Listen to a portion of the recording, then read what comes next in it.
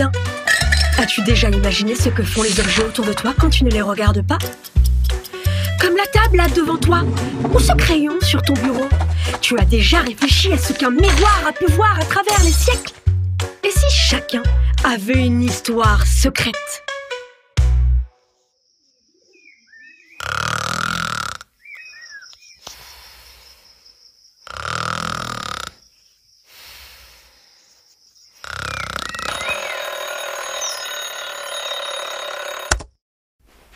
Oh, je suis crevée. Quelle flemme de sortir du lit. Wow, c'est compliqué. Ah, tu es déjà là, toi? Salut, petit explorateur. Attends, je me fais couler un café et j'arrive.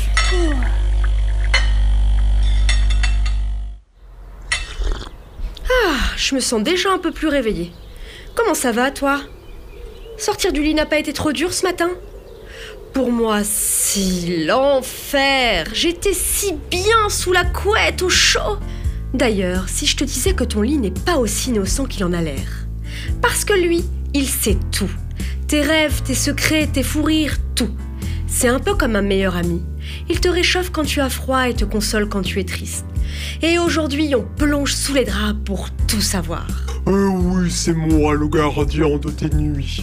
Prépare-toi, on va tout te raconter. Tu savais qu'au tout début, les humains dormaient à même le sol sur des peaux de bêtes, de la paille ou des feuilles séchées? Pas super douillé, mais disons qu'à l'époque, ça faisait l'affaire. Aïe, et après on se plaint de moi parce que je grince un peu. Par terre la prochaine fois si tu n'es pas content. Et puis un jour, quelqu'un a eu l'idée géniale de fabriquer des lits en bois surélevé pour éviter les bestioles et les courants d'air. Les premiers lits ressemblaient à des grands bancs en bois.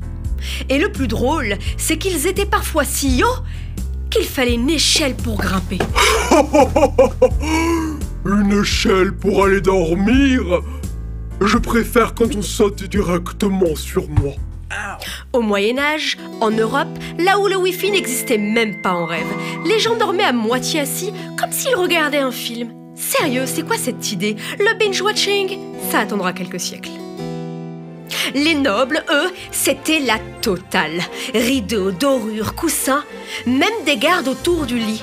Genre, des gardes? C'était pas pour protéger un château. Non, c'était juste pour s'assurer que personne ne pique leurs coussins en plumes de paon. Moi, tout ce que je surveille, c'est si tu ne vas pas encore mettre de miettes sur le matelas. Les rois et les reines m'ont ajouté des rideaux pour l'intimité et la chaleur. Mais franchement, il fait pas déjà assez chaud sous une couette. À ce rythme-là, on va ajouter un chauffage central au lit. Ça devait être marrant à voir. Et tu sais quoi? Les lits à baldaquin, ces grands lits avec des rideaux tout autour, ça existe encore aujourd'hui. Les lits royaux étaient tellement luxueux qu'ils servaient aussi de bureaux, de salles à manger et même de salles de réunion. On y mange, on y bavarde, on y reçoit. En gros, un coworking avant l'heure, mais avec des rideaux dorés et des coussins en soie. Et toi, tu imagines faire tes devoirs sur ton lit et y manger ton goûter? Attention aux miettes, sinon tu finis en duel avec l'aspirateur. Regarde, chenapan! Puis, à la Renaissance, au XVe siècle, les lits deviennent des œuvres d'art. Ils sont sculptés, décorés et hyper stylés. Ils sont beaucoup plus imposants et sophistiqués que ceux du Moyen-Âge. On les a rendus plus grands, plus beaux et plus confortables. J'étais la star des chambres, j'avais des motifs incroyables, j'étais la vedette, la Beyoncé du mobilier. La Beyoncé. Ce qu'il ne faut pas entendre. Au Moyen-Âge, les lits étaient pratiques, un peu comme des cabanes cosy. Et à la Renaissance, c'était plutôt des palais en miniature, parfaits pour se sentir comme un roi ou une reine.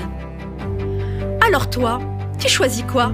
Le lit cosy du Moyen-Âge ou le palace de la Renaissance? Perso, je prends les deux.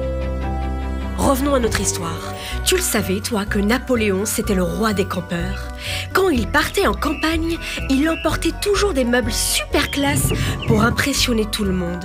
Un jour, un inventeur nommé de Souche a créé un lit en métal, spécialement pour lui, qu'il pouvait plier et transporter facilement. Trop pratique, non? Et devine quoi? Napoléon a même dormi dans ce lit jusqu'à sa mort, en 1821. Et maintenant, tu es beaucoup plus stylé, non, monsieur le lit? Bien sûr. Aujourd'hui, je suis partout et dans toutes les formes. Je peux être en bois, en métal ou même en forme de voiture ou de château. Je suis devenu super moelleux. Je suis la star des pyjama parties. Youhou! Bataille de bolochons! Tous les lits ne se ressemblent pas.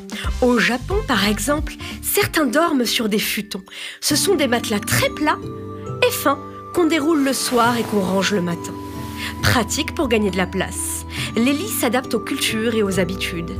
Mais qu'ils soient grands, petits, moelleux, pliables, un lit, c'est toujours un endroit où l'on se sent bien et où on peut rêver.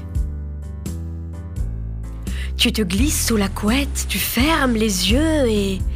plouf!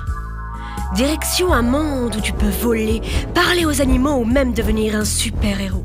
Parce qu'un lit, c'est un peu comme une machine magique. Mais avant de finir cet épisode, il faut qu'on parle d'un mystère. Pourquoi les lits sont-ils souvent mal rangés? C'est vrai, quoi! Qui laisse les draps en bataille et les oreillers par terre? Peut-être que la réponse est dans tes rêves. Et voilà, c'était l'histoire du lit. Un endroit où l'on rêve, où l'on grandit et où l'on s'invente des mondes magiques. Ce soir, quand tu te glisseras sous tes draps, écoute bien. Peut-être que ton lit aura encore des secrets à te chuchoter. On se retrouve, comme d'hab, tous les premiers mercredis du mois pour un nouvel épisode de Raconte-moi un objet. Au revoir, petit explorateur, et n'oublie pas, l'aventure continue. Bonne nuit, petit explorateur. À très vite.